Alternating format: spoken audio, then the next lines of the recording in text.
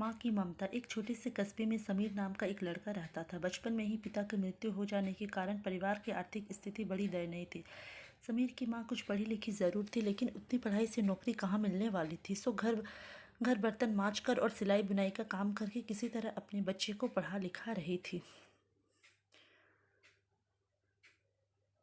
समीर स्वभाव से थोड़ा शर्मीला था और अक्सर चुपचाप बैठा रहता था। एक दिन जब वह स्कूल से लौटा तो उसके हाथ में एक लिफाफा था।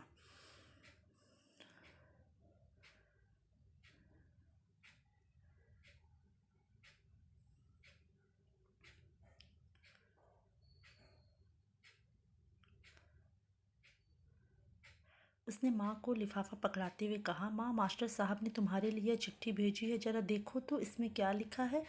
माँ ने मन ही मन चिट्ठी पढ़ी और मुस्कुराकर बोली, बेटा, इसमें लिखा है कि आपका बेटा काफ़ी होशियार है। इस स्कूल के बाकी बच्चों की तुलना में इसका दिमाग बहुत तेज है और हमारे पास इसे पढ़ाने लायक शिक्षक नहीं है, इसलिए कल से आप इसे किसी और स्कूल में भेजें। यह बात सुनकर समीर को स्कूल ना जा सकने का दुख तो हुआ, पर साथ ही उसका मन आत्मविश्वास से भर गया कि वह कुछ खास है और उसकी बुद्धि तीव्र है। माँ ने उसका दाखिला एक अन्य स्कूल में करा दिया।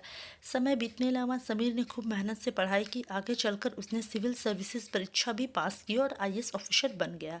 समीर की माँ अब बूढ़ी हो चुकी थी और कई दिनों से बीमार भी चल रही थी और एक दिन अचानक उनकी मृत्यु हो गई। समीर के लिए यह बहुत बड़ा आघात था। वह बिलख बिलख कर रो पड़ा। उसे समझ नहीं आ रहा था कि अब अपनी माँ के बिना वो कैसे जिएगा। रोते रोते ही उसने अपनी माँ की पुरानी अलमारी खोली और हाथ में उनकी माला, चश्मा और अन्य वस्तुएं देख लेकर चूमने लगा। उस अलमारी में समीर के पुराने खिलौने और बचपन के कपड़े तक संभाल कर रखे हुए थे। समीर एक एक करके सारी चीज़ें निकालने लगा और तभी उसकी नज़र एक पुरानी चिट्ठी पर पड़ी। दरअसल यह वही चिट्ठी थी जो मास्टर साहब ने उसे 18 साल पहले दी थी। नम आंखों से समीर उसे पढ़ने लगा। आदरणीय अभिभावक, आपको बताते हुए हमें अफसोस हो रहा है कि आपका बेटा समीर पढ़ने में बेहद कमज़ोर है और खेल कूद में भी भाग नहीं लेता। जान पड़ता है कि उम्र के हिसाब से समीर की बुद्धि विकसित नहीं हो रही, अतः आप इसे हम विद्यालय में नहीं पढ़ाएंगे। आपसे निवेदन है कि समीर का दाखिला किसी मन बुद्धि विद्यालय में कराएं अथवा खुद घर पर रखकर इसे पढ़ाएं। सादर, प्रिंसिपल। समीर जानता था कि भले ही अब उसकी माँ इस दुनिया में नहीं रही, पर वो जहाँ भी रहे उनकी ममता, उनका आशीर्वाद सदा उन पर बना रहेगा। दोस्तों, रुडयार्ड किपलिंग ने कहा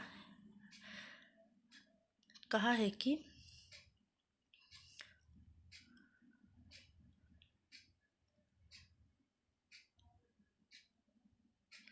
भगवान सभी जगह नहीं हो सकते, इसलिए उसने माएँ बनाई। माँ से बढ़कर त्याग और तपस्या की मूरत भला और कौन हो सकता है। हम पढ़ लिख ले, बड़े होकर कुछ बन जाए, इसके लिए वो चुपचाप ना जाने कितनी कुर्बानियाँ देती है। अपनी ज़रूरतें मारकर हमारे शौक़ पूरा करती है। यहाँ तक कि संतान बुरा व्यवहार करे तो भी माँ उसका भला ही सोचती है। सचमुच माँ जैसा कोई नहीं है, कोई नहीं होता है।